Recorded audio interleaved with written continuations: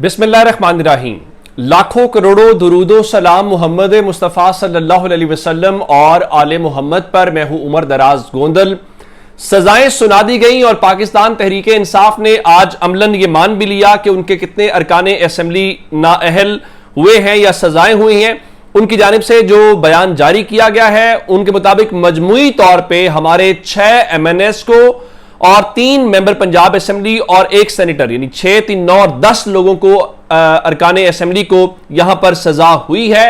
ये आज की वो सजाएं हैं जो फैसलाबाद के अंदर हुई हैं। फैसलाबाद में मजमूई तौर पे अगर मैं आपके सामने रखूं तो 3 मुख्तलिफ मुकदमात के अंदर सजाएं हुई हैं। वो 3 मुकदमात कौन कौन से थे, उसमें कितनी सजाएं हुई? उसमें नंबर 1 जो केस था वो ISI फैसलाबाद ऑफिस हमला केस था। इसमें 185 मुल्जिमान थे, 77 को बरी किया गया, 108 को सजाएं हुई। ये वही केस था जिसके अंदर शिबली फराज को और उमर अयूब को सजाएं हुई। उसके अलावा स्टेट बैंक के सामने गाड़ी जलाने के केस में 32 मुल्जिमान थे, जिसमें से 4 को बरी किया गया, 28 को सजाएं दी गई। नंबर 3 के ऊपर जो केस है वो थाने पर हमले का केस है। इसमें 67 मुल्जिमान थे, जिनमें से 60 को सजाएं हुई और 7 बरी हुई। तो मजमूई तौर पे 9 मई के 3 केसेस में ये सारे 284 टोटल मुल्जिमान थे, जिसकी अगर आपके सामने एग्जैक्ट नंबर आपके सामने रखें। अच्छा, इसको लेकर सजाएं हो गई।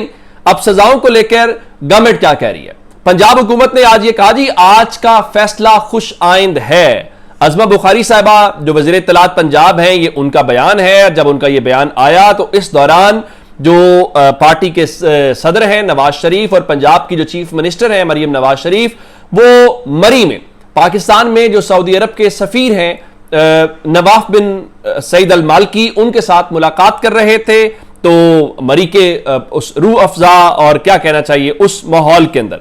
लेकिन तहरीक इंसाफ के हवाले से बहुत सारी चीजों को लेकर तहरीक इंसाफ क्या कह रही है? तहरीक इंसाफ ने जाहिर है कि इस हवाले से उन्होंने ये कहा कि 9 मई के झूठे मन घड़त और सियासी इंतकाम पर मबनी मुकदमात में सजाएं देने के फैसले को सख्त तरीन अल्फाज में मुस्तरद करती है। आगे उन्होंने कहा कि यह फैसला न सिर्फ आइन और कानून की सरीहन खिलाफ वर्जी है, बल्कि इंसाफ के चेहरे पर एक और स्याह धब्बा है। रियासती निजाम के इशारे पर यूं अदलिया का तसलसल के साथ रबड़ स्टैंप बन जाना और बगैर किसी शफाफ ट्रायल, सबूत, गवाहों पर जिरा या दिफा के हक के महज सियासी दबाव पर यके बाद दीगरे ऐसे संगीन फैसले सुनाना एक खतरनाक रुझान है जो अदालती निजाम की साख को मुकम्मल तौर पर जमीन बोस करता है। पाकिस्तान की अदालती तारीख में पहली मर्तबा ऐसा अफसोसनाक और शर्मनाक वाकया पेश आया है कि दोनों ऐवानों के कायदीन हिज़्ब इख्तिलाफ को सिर्फ इस बुनियाद के ऊपर सजाएं दी गई हैं कि वो इमरान खान के सियासी बयानिए, अवामी नुमाइंदगी और आईनी जदोजहद के वफादार साथी हैं। अच्छा, आगे उन्होंने ये कहा कि इस सारे मामले के अंदर उन्होंने कहा कि इन फैसलों का असल मकसद कोई कानूनी इंसाफ नहीं, बल्कि 5 अगस्त के अवामी एहतजाज को रोकने की मुनज़्ज़म कोशिश है। अच्छा, इसमें जो खास बात है कि बाकी सारी बातें होंगी, तो उन्होंने एक बात बड़ी इसमें इंपॉर्टेंट की है। उन्होंने ये कहा कि अदलिया यानी अदालतें अब खुद इस फस्ताई निजाम का हिस्सा बन चुकी हैं। हम अवाम से मुखातिब हैं कि वो सच और इंसाफ के इस काफिले में इमरान खान का साथ दें। तहरीक इंसाफ अपनी आईनी, सियासी और कानूनी जदोजहद हर महाज पर पूरी कुव्वत से जारी रखेगी, क्योंकि जुल्म जितना बढ़ता है आजादी उतनी ही करीब आती है। तहरीक इंसाफ के हवाले से उसमें जो शेख वकास अकरम है, उन्होंने ये कहा कि देखें, ये तो फैसलाबाद की अदालत ने एक और लिखा लिखाया बस फैसला सुना दिया है। आप हैरान इस बात के ऊपर होंगे कि इसमें बहुत सारी बातें आई कि इस फैसले के अंदर जो इनके 2 स्टार गवाह थे इस केस के अंदर, और जो स्टार गवाह हैं वो क्या बता रहे हैं? वो मिसाल के तौर के ऊपर ये बताते हैं कि उन्होंने एक साजिश होती है और उस साजिश को उन्होंने सुना और वो उन्होंने वहां पे फवाद चौधरी को भी देखा। मैं आपको इनके दोनों जो स्टार गवाह जिसकी बुनियाद के ऊपर अदालत ने सजाएं सुनाई हैं, उन दोनों गवाहों की जो गवाही है वो कैसे झूठी साबित हुई। लेकिन उसके बावजूद अब होता यह है कि जब फौजदारी मुकदमा होता है, चूंकि खाकसार कानून का तालिब इल्म भी है, तो बियॉन्ड डाउट आपने फौजदारी केस के अंदर उसको प्रूफ करना होता है, और अगर उसमें बेनिफिट ऑफ डाउट आ जाए तो पूरे का पूरा मुकदमा जमीन बोस हो जाता है। और यहां पे बेनिफिट ऑफ डाउट मैं दो बुनियादों पे आपको बताना चाहता हूं। मिसाल के तौर के ऊपर आगाज करते हैं इस केस की एफआईआर से। इस केस की जो एफआईआर है वो ये बताती है कि तहरीक इंसाफ के जो रुकने पंजाब असम्बली ख्याल कास्तरों हैं, उनके बारे में एफआईआर में लिखा गया कि उन्होंने जो 10 मई को आईएसआई के ऑफिस के ऊपर एहतजाज हुआ उसको लीड किया। अच्छा, हैरान कुन तौर के ऊपर रिकॉर्ड ये बताता है, जो कि इन्होंने वहां पे जो डिस्ट्रिक्ट फैसलाबाद की जेल के हवाले से इन्होंने दिया हुआ है, और बताया कि वो उस दिन जेल के अंदर मौजूद था। एफआईआर क्या बता रही है कि वो लीड कर रहा था। पहला झोल। आगे चलते हैं। इनके स्टार गवाहों ने यह बताया कि भाई देखो, फवाद साजिश में शामिल था और ये सारी साजिश जमान पाक और बाकी जगहों के ऊपर होती है, और इनके मुताबिक ये सारी बातें होने के बाद अब फवाद चौधरी ने एक मूवी के हवाले से, जो फैसल कुरैशी जिसके प्रोड्यूसर थे मनी बैक गारंटी के नाम से और डायरेक्टर भी थे, उनके साथ उन्होंने इस बुनियाद के ऊपर साबित किया कि वो उस दिन लाहौर में मौजूद ही नहीं थे।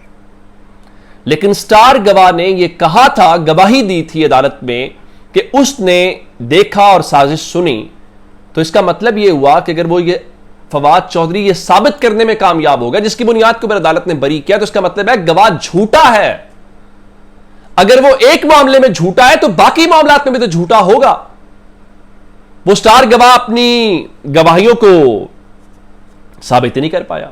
होना तो यह चाहिए था उस गवाह को झूठी गवाही देने पे सजा होती, लेकिन आपने उनको उस केस में उसकी इस हद तक मान लिया झूठ बोल रहा है, लेकिन दूसरे में मान लिया सच बोल रहा है।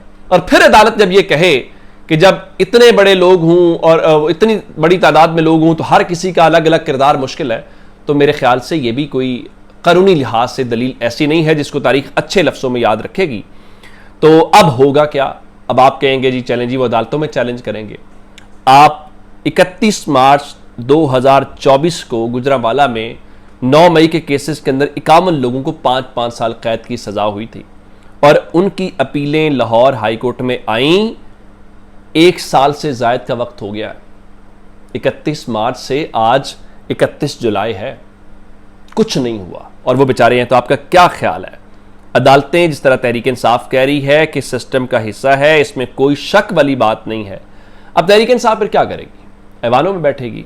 अब इन्होंने उनके लिए आसानी पैदा कर दी और कहा कि आपको शौक है ऐवानों में बैठने का तो बैठे रहें। आज बैरिस्टर गौहर कह रहे थे कि अब कोई मुज़ाकरात नहीं होंगे, पार्टी में ऐवान में जाना या बाइकआउट करना, इसका फैसला इमरान खान करेंगे। अगर आपने सिस्टम ऐसे ही चलाना है तो आपको बहुत मुबारक हो। तो तहरीक इंसाफ ने लाहौर हाई कोर्ट से रुजू किया सजाओं के बावजूद कि हम 5 अगस्त को मीनार पाकिस्तान के ऊपर जलसा करना चाहते हैं। उनको कोई जलसा करने देगा? उसके बाद तहरीक इंसाफ ने DC इस्लामाबाद को दरख्वास्त दी है कि 5 अगस्त को F9 पार्क के अंदर हम जलसा करना चाहते हैं, तो हमें आप इजाज़त दें। तहरीक इंसाफ को खबर हो आपको इस हवाले से क्या देगा? लाहौर के जो 9 मई के केसेस हैं उसमें 2 मुकदमात में 18 गवाहों के बयानात कलम बंद हो गए हैं। एक मुकदमे की समाअत 3 अगस्त को, जबकि दूसरे की 5 अगस्त को मुलतवी कर दी गई है और वकला को बयान पर जिरा कलीद तलब कर लिया गया है, जिसका मतलब है आपके लोगों को मजीद सजाएं होने वाली हैं। और यही बात आज सिस्टम के एक और शख्स फैसल वावडा बता रहे थे कि मैंने जो बातें की थी आज वो सच साबित हो रही हैं, और उनके मुताबिक उनके दोस्त अली अमीन गंडापुर जो हैं वो अपने इक़्तिदार के आखिरी मराहिल में हैं। फिर जनाब ने फरमाया कि मुराद सईद कैसे सेनेटर बने हैं, ये मैं वापस आके बात करूँगा। और आज पाकिस्तान के तमाम TV चैनल जो हैं उन्होंने उनके बीपर किए और उनकी राय ली, और उसी तरह से बाकी जो खास कानूनी माहिरीन उनकी राय ली गई।